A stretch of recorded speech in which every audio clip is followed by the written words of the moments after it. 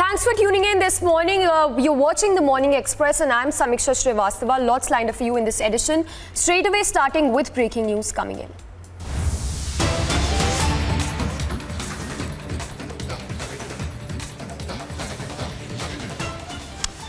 And a shocking incident coming to light from Rajasthan's Jaipur, where a teacher, we are told, was set ablaze in Raisar village of Jambara Marghar in Jaipur rural. So that's the shocking news coming in, where a woman was set ablaze in Jaipur, and unfortunately the woman has succumbed to injuries after she was set ablaze. In fact, we are told that the woman had asked for 2.5 lakh from the miscreant, for which on August 10 the teacher was first abused, then set on fire by sprinkling petrol on her. So even as the teacher kept shouting for help, people kept making videos and nobody came forward to help the woman. So we are told that the woman was admitted to the hospital, but unfortunately she succumbed to the injuries. We have a reaction as well coming in. Let's listen in.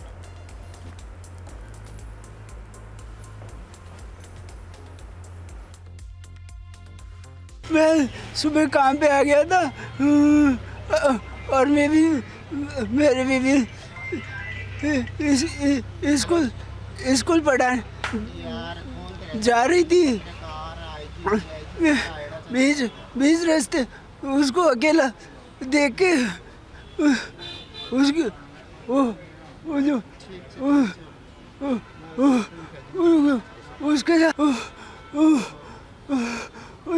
उसके साथ जान लियो petrol डाल दिया।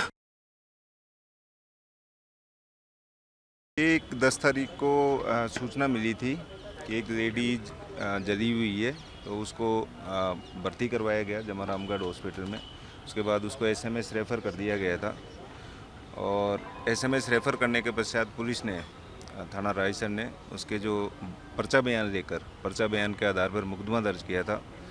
मारपीट और धारा 307 में मुकदमा दर्ज किया था। उसका अनुसंधान चल रहा था। पीड़िता जयरीराज भर्ती थी, जिसकी देर रात कल डेथ हो गई है।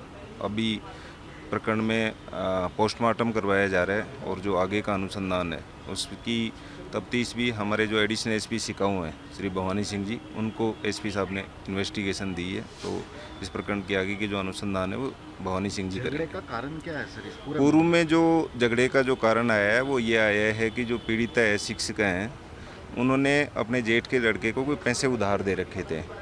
यद्यपि उसकी कोई लिखापढ़ी पेश नहीं हुई है, परंतु ये बात आई है कि उधार पैसे दे रखे थे। उस उधार पैसे की बात को लेके ये एक ही परिवार के लोग हैं, उनमें झगड़ा हुआ था। तो उसमें पीड़िता ने जो पहले रिपोर्ट दी थी, एक बार लेडीज़ों द्वारा मारपीट की रिपोर्ट दी थी, उसमें पुलिस ने त्वरित कार्रवाई करते हुए लेडीज़ों का चालान किया था, दूसरे पक्ष की 2 लेडीज़ों का। उसके बाद उन्होंने एक दोबारा रिपोर्ट 4 दिन बाद दी थी, जिसमें छेड़छाड़ और मारपीट का आरोप लगाया था। उसमें अनुसंधान करके और 2 व्यक्तियों को उसमें भी धारा 354 और मारपीट में गिरफ्तार करके चालान पेश किया गया था। उसके बाद इन दोनों पक्षों में इस चीज़ को लेके विवाद था। उसमें एक दूसरे पक्ष के 2 व्यक्तियों को 151 की कार्रवाई भी पुलिस द्वारा की गई थी। उसके बाद में एक घटना से 2 दिन पहले दोनों ही पक्षों ने एक दूसरे के खिलाफ केस दर्ज करवाए थे, आपसी मारपीट और इस तरह के केस दर्ज करवाए थे। उनका अनुसंधान अभी वर्तमान में चल रहा है और इस दरमियान जो 10 तारीख को इंसिडेंट की जो सूचना मिली, उसमें कार्रवाई करते हुए पुलिस ने बयान लेके तुरंत और मुकदमा दर्ज करके उसका अनुसंधान किया जा रहा है। So very unfortunate incident coming to light. The family of the victim inconsolable. The police official there talking of the incident. We also have Amardeep reporting live from Jaipur. Amardeep, what can you tell? Has the accused been nabbed? And why was the woman set ablaze? The law and order situation in Rajasthan has completely gone out of hand. देखिए, राजस्थान में कानून व्यवस्था की अगर बात करें तो फिर चाहे जालौर की बात हो, अलवर की बात हो, हनुमानगढ़ की बात हो या फिर जयपुर रूरल की बात हो, तमाम इस तरीके की खबरें लगातार आती रही हैं। एक दलित शिक्षिका जिसको पेट्रोल डाल करके दिन दहाड़े जला दिया जाता है, चाहे वो बदमाश क्यों ना उनके अपने ही हो, लेकिन कानून का जो डर होना चाहिए, खौफ होना चाहिए, लॉ एंड ऑर्डर की जो सिचुएशंस राजस्थान में है उसको लेकर के अब सवाल खड़े होने लगे हैं। क्योंकि जब दिन दहाड़े इस तरीके की हरकत होती है, पेट्रोल छिड़क करके किसी शिक्षिका को जला दिया जाता जाता है तो सवाल जाहिर सी बात है कि सरकार पर, कानून व्यवस्था संभालने वाले लोगों पर खड़े होते हैं। ऐसे में खुद गृह मंत्री की भूमिका में जो है खुद मुख्यमंत्री अशोक गहलोत भी हैं, तो सवाल उन पर भी खड़े होते हैं। और जालौर वाली घटना के बाद खुद सचिन पायलट इस व्यवस्था पर, कानून व्यवस्था पर सवाल उठा चुके हैं, यानी कि अपनी ही सरकार के ऊपर सवालिया निशान लगाने का काम खुद उनके अपने कर चुके हैं।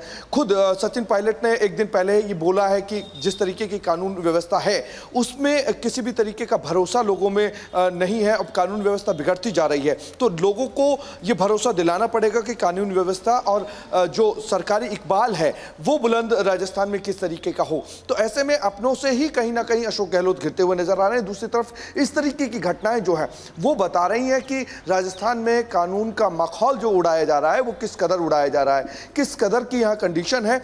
तो ये एक पहली घटना नहीं है, इस तरीके की घटना पिछले 1 महीने में सैकड़ों हो चुकी हैं। और इस तरीके की घटनाओं को लेकर के जब लिस्ट बनाने लगे तो समझ में आता है कि चाहे हनुमानगढ़ हो, जालौर हो, अलवर हो, उसके बाद जयपुर रूरल हो या फिर इसके बाद में कहीं और की घटनाएं हो, तो इस तरीके से बहुत सारे आपको आंकड़े मिलेंगे जहां इस तरीके की घटनाएं हुई हैं।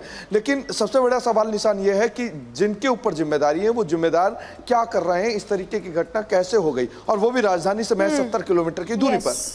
Well, Amardeep, thank you so much. We'll keep coming back to you. So, Amardeep reporting live after this shocking incident that has come to light. The victim, of course, unfortunately has succumbed to the injuries.